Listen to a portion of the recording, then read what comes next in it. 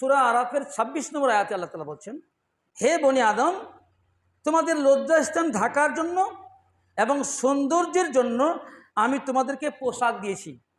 তারপরে বলছেন ওয়া লিবাসুত তাকওয়া যালিকা খায়রুন, আর তাকওয়ার পোশাক হলো সর্বোৎকৃষ্ট। তাকওয়া দেখা যায় না, তাকওয়া দিয়ে পুরো শরীরটাকে ঢেকে রাখতে হবে। কিভাবে? তাকওয়া বলতে আল্লাহ এবং রাসূল সাল্লাল্লাহু আলাইহি ওয়াসাল্লাম যা নিষেধ করেছেন সেগুলোকে মেনে চলা, আর যা করার জন্য আদেশ করেছেন সেগুলোকে পালন করা, এটা হলো তাকওয়া।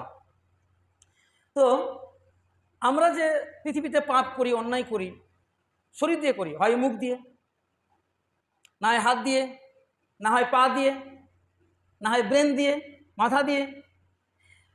তো যেমন পোশাক দিয়ে আমরা শরীর ঢাকছি, ঠিক তেমনি একটা মানুষ যদি তাকওয়ার পোশাক অর্জন করে, তাকওয়া দিয়ে পোশাকের মানে শরীরকে ঢেকে রাখে, তাহলে তার পাপ হওয়ার সম্ভাবনা অনেক অনেক কম।